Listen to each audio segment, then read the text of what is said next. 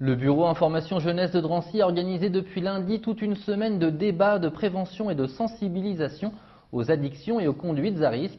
Une exposition sur ces thèmes était installée dans leurs locaux avec des testeurs, un questionnaire et des informations.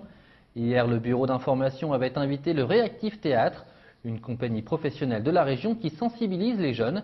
Hier, la troupe a joué son spectacle Cocktail à gogo sur le thème des conduites addictives devant 4 classes des lycées Paul Le Roland et Eugène Delacroix. C'est un sujet de Marion Belge.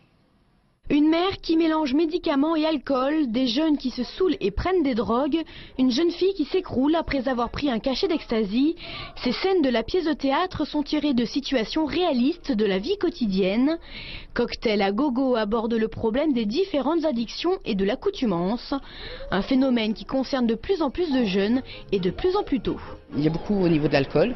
On sait que de plus en plus tôt, ils fument.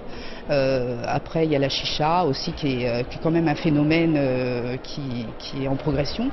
Et justement, avant d'aller au cours ou avant d'aller quelque part, ils ont une accoutumance. Et c'est vrai qu'après, ils ont du mal à s'en sortir, quoi. Ils s'emportent tellement vite. Moi, il faut que je compense, il faut que je reste calme. Alors quand je prends un petit peu de vin, ça me ouvre. 4 acteurs sur scène ont joué le rôle des parents, des jeunes et des dealers. Les lycéens ont vivement réagi, notamment lors des rapports conflictuels au sein de la famille ou l'incitation à la prise de drogue. Ça va quoi, arrêtez de me prendre pour un gamin, je sais ce que je fais. Le public lycéen est un petit peu particulier parce que sur tous les terminales, ils ont déjà vécu. Tout ce qu'on montre dans la pièce, en fait, ils le vivent au quotidien. C'est l'alcool, ils connaissent, en règle générale, la drogue aussi, du moins les drogues qu'on dit douces. Donc, ils peuvent être en même temps, sceptiques par rapport au personnage, c'est de dire ouais mais nous on n'est pas comme ça, ou complètement à fond, c'est-à-dire trouver ça très réaliste. Donc il y a l'identification en termes de rapport avec la famille par exemple, où là on peut avoir des conflits, il peut y avoir des difficultés, certains peuvent avoir des réactions violentes. C'est un moyen de délier les langues et d'amener justement la discussion plus facilement avec les jeunes, quoi.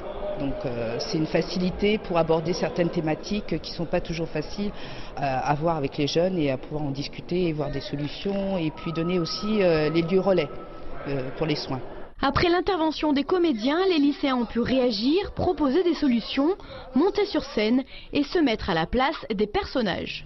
Maintenant, il y a des gens qui peuvent mettre des verres avec du coca et de l'alcool, mélangés, tu peux pas t'en rendre compte, ils peuvent mettre des drogues.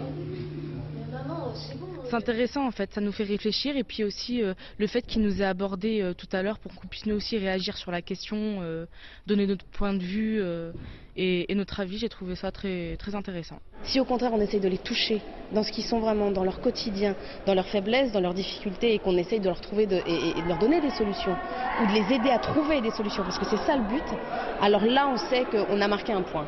Et si on peut en aider 1 sur 100, déjà c'est pas mal. Un médecin du centre Boussepsi de l'hôpital Avicenne de Bobigny, spécialisé dans le soin des toxicomanes, a également participé à la rencontre.